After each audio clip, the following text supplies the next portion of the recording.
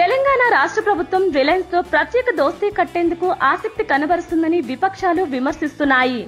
ఆదాయ వనరులను పెంచుకునే పేరుతో కార్పొరేట్ సంస్థలకు ప్రాధాన్యం ఇస్తున్నాయని మండిపడుతున్నాయి.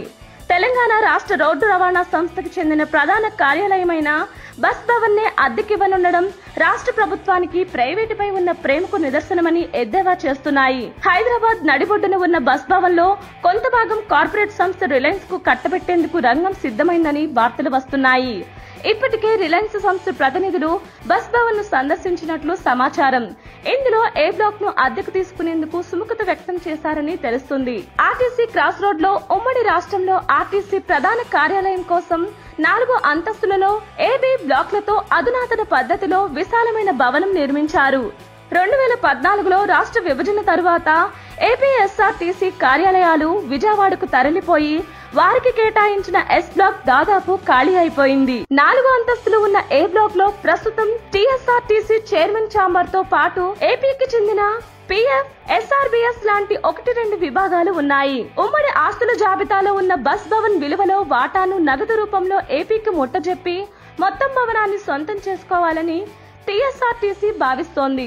అనంతరం ఏ బ్లాక్ మొత్తాన్ని కార్పొరేట్ సంస్థలకు అద్దెకి ఇవ్వడం ద్వారా ఆదాయాన్ని సమకూర్చుకోవాలని ఆర్టీసీ అధికారులు ప్రతిపాదన చేసినట్లు సమాచారం. ఈ క్రమంలోనే రిలయన్స్ తో సంప్రదింపులు పూర్తయ్యాయని తెలుస్తుంది. ఆర్టీసీ భవన్ సందర్శించిన రిలయన్స్ ప్రతినిధులు భవనానికి ఓకే చెప్పారు. అయితే అగ్ని ప్రమాదాలు జరిగినప్పుడు ఫైర్ ఎగ్జిట్ విధానం సరిగ్గా లేదని అభిప్రాయపడినట్లు తెలిసింది. దాన్ని సరిచేసుకునేందుకే ఆర్టీసీ యాజమాన్యం బస్ భవన్ చుట్టూ అగ్నిమాపక వాహనం తిరిగేందుకు వీలుగా ఇటీవల భవన్ వెనుక వైపు ఉన్న భాగం నుంచి మెయిన్ గేట్ వరకు మార్గాన్ని నిర్మించిందని సమాచారం. అయితే రిలయన్స్ తో పాటు మరికొన్ని కార్పొరేట్ సంస్థలకు కూడా భవనాన్ని అద్దెకు ఇవ్వాలని ఆర్టీసీ భావిస్తుంది.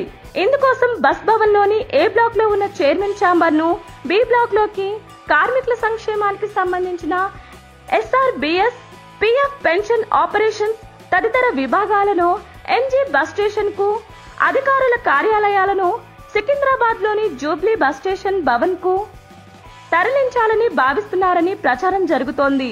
మీడియా ప్రచారంపై ఆర్టీసీ అధికారులు స్పందించారు.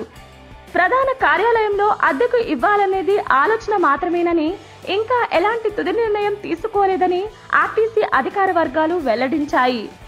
ఇటువంటి special interesting news, filmy updates ఎప్పటికప్పుడు మేము అందిస్తూనే ఉంటాం. ఈ వీడియో మీకు నచ్చితే లైక్ చేయండి. మీ అభిప్రాయం మాతో పంచుకోవడానికి కామెంట్ చేయండి. అందరికీ రీచ్ అయ్యేలా షేర్ చేయండి. కానీ మా ఛానల్ ని సబ్స్క్రైబ్ చేసుకోవడం మాత్రం మర్చిపోకండి.